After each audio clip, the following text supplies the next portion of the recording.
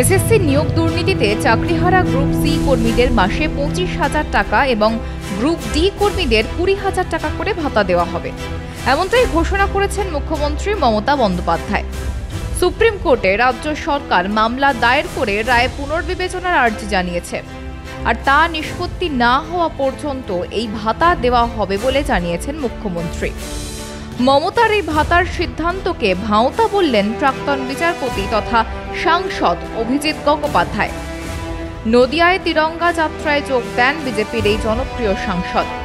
সেখানে ভাতা ইস্যু নিয়ে মমতাকে আক্রমণ করেন তিনি।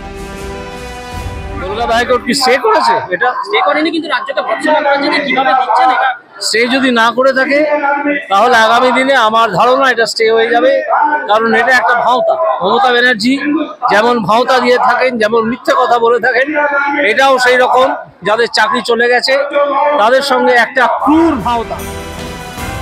অযোগ্যদের মোটা টাকার বিনিময়ে চাকরি হয়েছে, আর যোগ্যরা নিজেদের মেধার ভিত্তিতে নিয়োগপত্র পেয়েছিলেন। যোগ্যদের চাকরি যাওয়া উচিত নয়, মত বিজেপি সাংসদ অভিজিৎ গঙ্গোপাধ্যায়। যে চাকরি প্রার্থীদের কোনো দোষ নেই, যারা চাকরি কেনেননি, সফলভাবে পরীক্ষা দিয়েছেন, সঠিকভাবে পরীক্ষা দিয়েছেন, আমি মনে করি না তাদের চাকরি যাওয়া উচিত। সুপ্রিম কোর্ট আমার আশা এটা খতিয়ে দেখবে, কারণ যাদের দোষ নেই তাদের কেন চাকরি যাবে, এই প্রশ্ন আমার মনেও আছে। আমি আশা করি সুপ্রিম কোর্ট সঠিক সিদ্ধান্ত নেবে। রিভিউ অ্যাপ্লিকেশন চাকরি প্রার্থীরা একটা করেছে, আর আমি শুনেছি যে রাজ্য সরকার নাকি একটা করেছে। রাজ্যে প্রশাসনিক ব্যবস্থা ভেঙে পড়েছে। পুলিশের ওপর ভরসা করেই দল চালাচ্ছেন মমতা। পুলিশ সরে গেলেই তৃণমূল সুপ্রিমোকে গঙ্গায় ফেলে দেবেন সাধারণ মানুষ, বললেন বিজেপি সাংসদ। এক কথায় বলতে হলে নারী নিরাপত্তা পশ্চিমবঙ্গে নেই। ইনফ্যাক্ট পশ্চিমবঙ্গে প্রশাসন ভেঙে পড়েছে। কোনো রকমে মমতা ব্যানার্জি পুলিশের জোরে তার শাসন চালিয়ে যাচ্ছেন।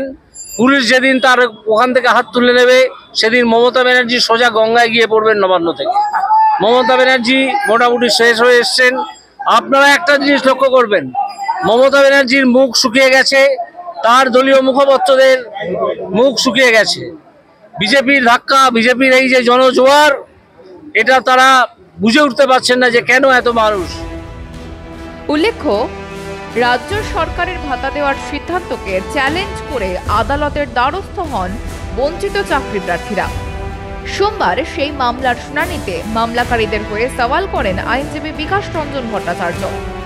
আদালতের রায়ে যাদের চাকরি গিয়েছে তাদের ভাতা দিয়ে আসলে আদালতের রায়ের অবমাননা করছে রাজ্য। দুর্নীতি ধামাচাপা দিতে মমতা বন্দ্যোপাধ্যায়ের সরকার এই সিদ্ধান্ত নিয়েছে। কোনো এখতিয়ার নেই রাজ্য সরকারের। প্রশ্ন তোলেন মামলাকারীদের আইনজীবী। রাজ্য সরকারের ভাতা দেওয়ার সিদ্ধান্তে সাময়িক স্থগিতাদেশ দিয়েছেন কলকাতা হাইকোর্টের বিচারপতি অমৃতা সিনহা। বিচারপতি তার মৌখিক নির্দেশে রাজ্যকে জানিয়েছেন এখনই কোনো ভাতা দেবেন না।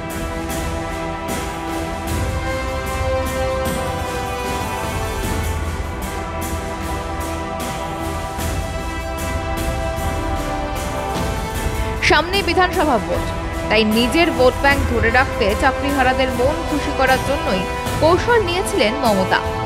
কোর্টের রায়ে মমতার সেই স্বপ্ন মুখ থুবড়ে পড়ার জোগাড় হয়েছে। এবার প্রাক্তন বিচারপতিও জানিয়ে দিলেন ভোটের আগে এই ভাতা দেওয়ার প্রতিশ্রুতি আসলে ভাঁওতা।